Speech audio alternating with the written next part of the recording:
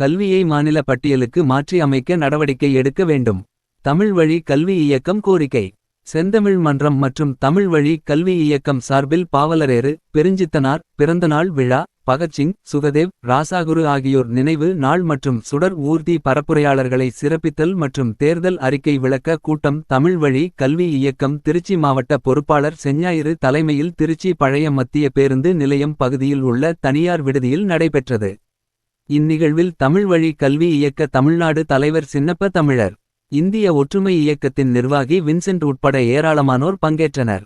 கூட்டத்திற்கு முன்னர் தமிழக தமிழ் வழி கல்வி இயக்க தலைவர் சின்னப்ப தமிழர் செய்தியாளர்களுக்கு அளித்த பேட்டி காணலாம்.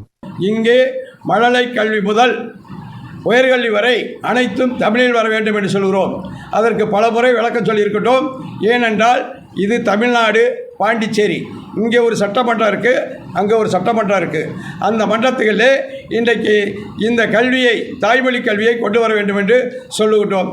அதற்கு அடுத்த கட்டமாக இரண்டாவதாக அந்த தமிழ்வழி கல்வி படித்தவர்களை அந்த தமிழ்நாட்டில் இருக்கக்கூடிய தமிழ்நாடு அரசும் ஒன்றிய அரசும் தனியார் நிறுவன பணிகளிலும் அனைத்திலையும் தமிழ் வழி படித்தவர்களை வேலையை பணியில் அமர்த்துங்கள் என்று சொல்கிறோம். அப்பொழுதுதான் அந்த மக்கள் அந்த கல்வியை நோக்கி போவார்கள். இல்லையே இங்கிலீஷ் வழியை திணித்துவிட்டு தமிழ் வழியை வைத்துக்கொண்டு வரவில்லை என்று சொல்லுவதில் எந்த பயனும் இல்லை. இது இரண்டு. மூன்றாவதாக 1956 தமிழ் ஆட்சி மொழி சட்டம் போடப்பட்டு இருக்குது. ஆனால் அந்த சட்டம் அதே போன்று புதுச்சேரியிலையும் தமிழ்நாடு அங்கே தமிழ் ஆட்சி மொழி சட்டம் போடப்பட்டிருக்குது. இரண்டு மாநிலத்திலுமே முழுமையாக நிறைவேற்றவில்லை. அந்த நோக்கமாக அதுவும் சொல்கிறோம். யார் சட்டத்தை போட்டார்களோ, எந்த அரசாக அதை நிறைவேற்றணுமோ, படுத்தவில்லை என்றால் அதற்கு யார் பொறுப்பு? அந்த ஆளக்கூடிய ஆளுங்கட்சி தான். அவர்கள் தான் அதுகளை முடுக்கிவிட்டு செய்ய வேண்டும்.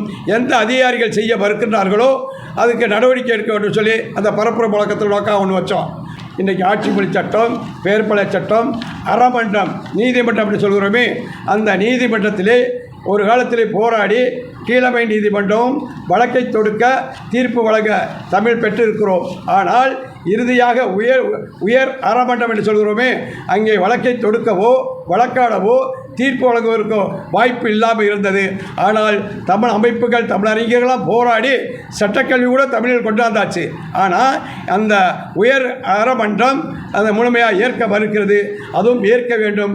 அதற்காக இங்கே தேர்தலில் இருக்கக்கூடிய கட்சிகள் போராடி பெற வேண்டும் என்று அதுவும் ஒரு முழக்கமாக வைத்திருக்கின்றோம்.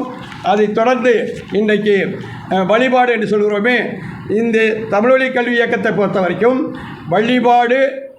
வழிபாட்டை ஏற்றவர்களும் இருக்கின்றார்கள், மருத்துவர்கள் இருக்கிறாங்க, அதாவது பகுத்தறிவாதி இருக்கிறாங்க, பொது உடைமைவாதி இருக்கிறாங்க, சாதி ஒழிப்புவாதி இருக்கிறாங்க.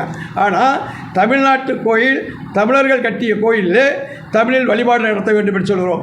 அப்போ வழிபாட்டுக்கு தடையாக இருப்பவர்களை அப்புறப்படுத்தி தமிழர்களை பணியில் அமைத்து தமிழில் மட்டுமே வழிபாடு நடத்துகிறோம். நாங்கள் யார் சமஸ்கிருதத்தில் கேட்குறாங்களா?